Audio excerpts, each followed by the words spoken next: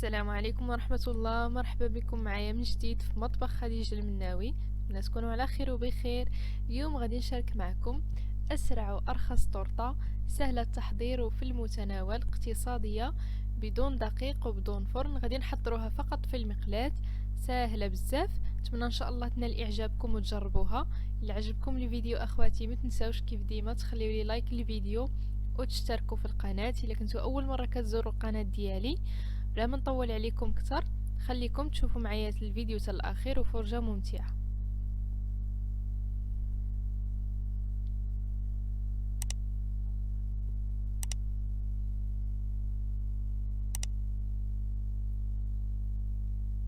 غادي نبداو بسم الله في تحضير هاد الطرطه. غادي نحتاجوا لها في المقادير 2 حبات ديال البيض، نص كاس ديال سنيده العبار بالكاس ديال العنبه، كاس صغير مملوء ديال النشا اولا المايزينا. غادي نحتاج 4 المعالق كبار ديال الكاكاو مر، نص خماره، زائد ساشي واحد ديال السكر بنكهه الفاني، زائد 2 معالق ديال الحليب وربعة عفوا 2 معالق ديال الزيت وربعة المعالق ديال الحليب. ما نسيت ما حطيتهمش مع المقادير. المهم كما كتشوفوا معايا غادي ناخذ واحد الاناء غادي ندير فيه البيض من الاحسن نكونوا خرجناه من قبل من الثلاجه. غادي نزيد عليه ساشي ديال الفاني، اولا الا عندكم الفاني بودره اولا سائل ديروا اللي كان متوفر عندكم، زائد واحد القبيصه ديال الملح.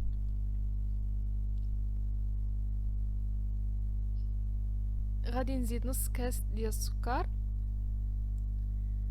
صافي غادي ناخذ الطراب الكهربائي وغادي نطربوا هاد المكونات مزيان حتى كيرغوي لينا البيض وكيضاعف الحجم ديالو.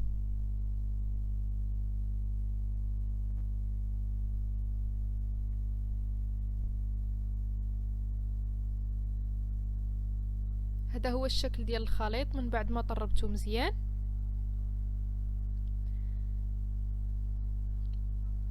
كيصبح على هذا الشكل. دابا غادي نحيدو الطراب الكهربائي، غادي نخدمو فقط الطراب اليدوي. غادي نزيد كما قلت لكم 2 معالق كبار ديال الزيت،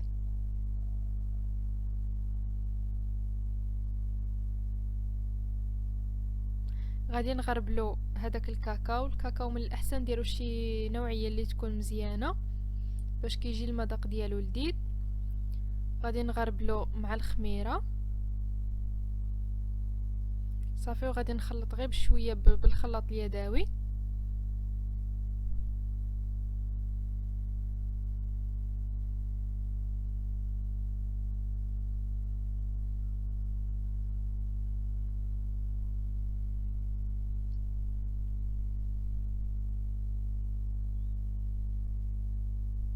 دابا غادي ناخذ هذاك الكاس ديال النشا حتى هو غادي نغربلوه،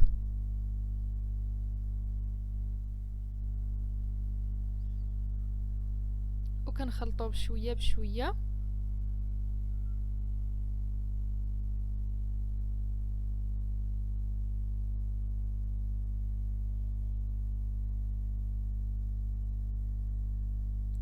هذا هو الشكل ديال الخليط من بعد ما خلطت مزيان. كما كتشوفوا الخليط كيكون شي شويه ثقيل. دابا غادي نزيد عليه 4 المعالق ديال الحليب، 4 المعالق كبار ديال الحليب اللي يكون سخون. كما كتشوفوا كيكون طايب، كنزيدو في الاخير وكنخلط مزيان. وكيكون عندي الخليط ديال هذا الكيك هذا واجد.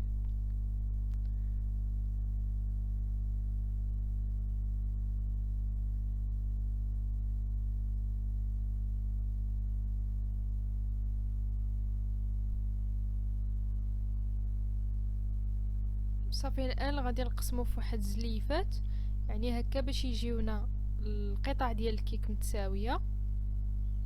كناخذ 3 ديال الزليفات وكنقسمو على 3 باش يجيوني في نفس الحجم.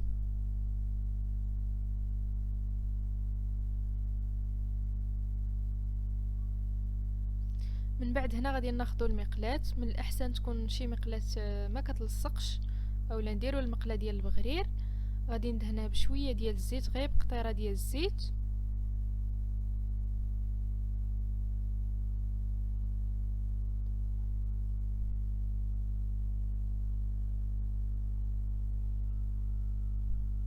وغادي نحط فيها المقياس ديال خليط الكيك بهذا الشكل هذا، كنحطوه في الوسط.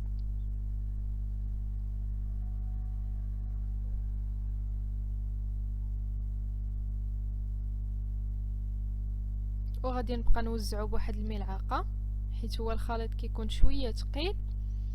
كما كتشوفوا معايا غادي نوزعو على شكل دائره باش كيجيني الشكل ديالهم مقادد.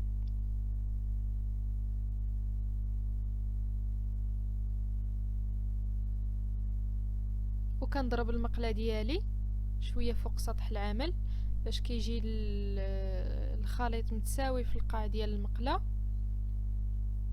ومباشره غادي نغطيوها، ضروري نغطيوها باش كيطيب لينا الكيك مزيان. وغادي نحطها فوق فوق النار عفوا، اللي تكون النار هادئه كما كتشوفوا، تكون النار مهيله بزاف باش ما تحرقش. ونخليوها حتى كطيب على خاطرها، وضروري كما قلت لكم تغطيوها، يعني راه ما كتاخذش مده طويله. صافي من بعد كنطلعوا عليها.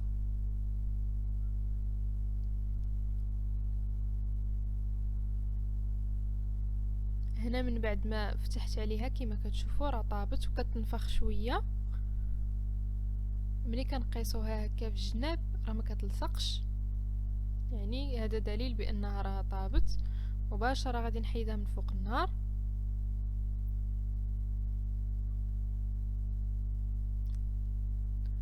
هنايا كما كتشوفوا معايا السيرو اللي غادي نسقي به الكيك، درت فيه نص كاس ديال سنيده مع كاس ديال الماء، نسمتو بالقهوه.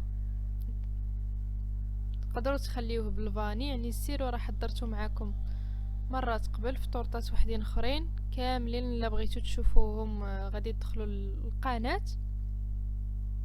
هنا كما شفتوا معايا راه هزيتها بكل سهوله، ما كتلصق ما حتى شي حاجه. وكنحطوها ونخليوها حتى تبرد مزيان.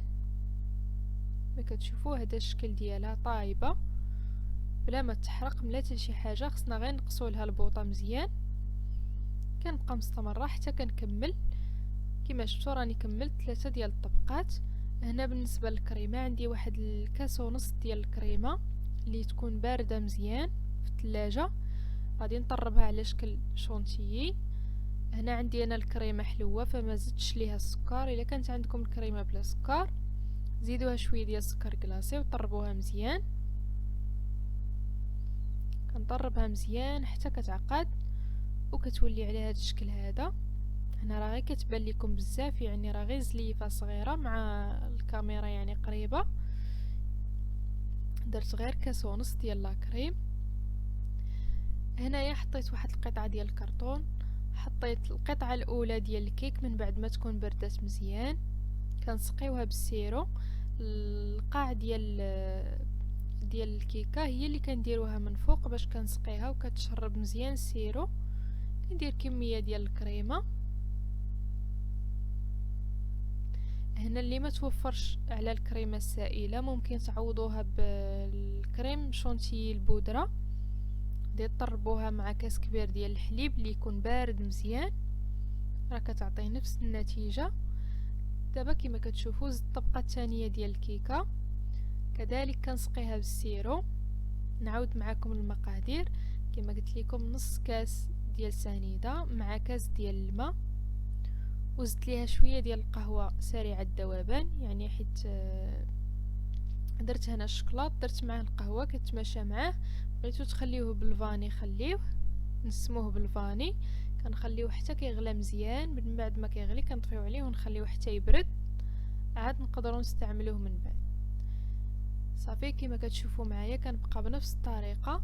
كنديروا طبقه ديال الكيكه كنسقيوها مزيان، طبقه ديال لاكريم، وحنا مستمرين حتى كنكملوا.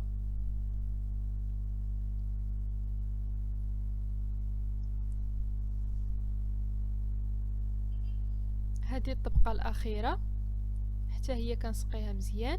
دائما كنديروا القاع ديال الكيكه هو اللي كنديروه من فوق باش نقدروا نسقيوه يتشرب السيرو مزيان وتجينا الكيكه رطبه.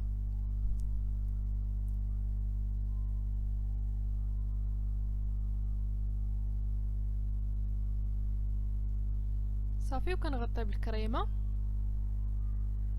هذه الطبقة الأخيرة ديال الكريمة غادي نغلفها مزيان من الوجه وفي الجوانب.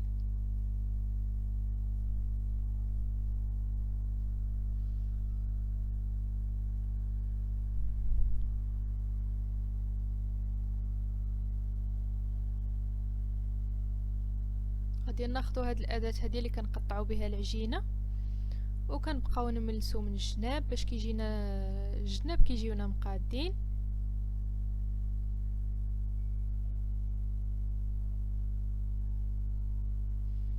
صافي من بعد ما كملتها هنا باش غادي نسترو دوك العيوب ديال الجناب ما يبقاش بالينا الكيكه، هنا غادي تغلفوهم باش ما بغيتو. انا هنا عندي واحد 2 معالق كبار ديال البيستاج اللي كان عندي موجود من قبل، كان عندي مهرمش فاستعملته فيها. نتوما ديروا اللي بغيتو، ديروا اللوز ايفيلي ولا كاوكاو ولا ديروا هذيك الفيرميسيل ديال الشكلاط. انا استعملت البيستاج فقط اللي كان عندي موجود، كنت حضرت به واحد الوصفه وشاطلي فاستخدمته في هاد الطورطه هذه. صراحه كيجي المنظر ديالو زوين. من بعد هنا خديت واحد 2 معالق كبار ديال الشوكولاته ديال الدهن، درتها هنا في الوسط. هنا الفكره اللي كانت في راسي ما خرجتش نيشان. كندخل الطورطه للمجمد، بردت لي بزاف ودرت فوق منها هاد الشوكولاط ديال الدهن حتى هو ذوبته شويه حيت الحال دابا بارد. درتو في حمام مريم، ولكن منين درتو فوق الطورطه بارده كما كتشوفوا معايا مني بقيت كنوزعو ما جانيش الشكل ديالو مفيني مزيان. من بعد راه غادي نسترلو هاد العيب هذا نتوما غتشوفوا. وهنا في الجوانب كنزين بالكريمه اللي شاطت لي، درتها في كيس حلواني، درت فيها البوق اللي كيدير هاد الشكل هذا ديال الورده، وكنبقاو نديرو ورود بهذا الشكل. يعني ساهله اي واحد يقدر يحضرها وسريعه في التحضير. هذه راني حضرتها في نفس النهار، في عشيه واحده دغيا ساليتها كما كتشوفوا. هنا ما عجبنيش داك الشكل ديال الشوكولات كما قلت لكم. الا درتوه بحالي من الاحسن ما تدخلوش الكيكه يعني قبل الثلاجه، تكون عندكم ديك الكريمه بارده بزاف. انا كانت عندي في المجمد، ملي كبيت عليه داك الشوكولات دغيا جمد، ما جيت نوزعو دغيا تخربق لي داك الشيء. المهم هنا سترت هذاك العيب، درت هنا شويه ديال الشوكولات بيض كان عندي في الثلاجه فدرتوه حتى هو الشكل ديالو زوين. والتزيين كيبقى على حسب الاختيار ديالكم. نتمنى الوصفه ديال اليوم تكون نالت اعجابكم. الى عجبتكم ما تنساوش اللايك، ونتلاقاو في فيديو جاي ان شاء الله.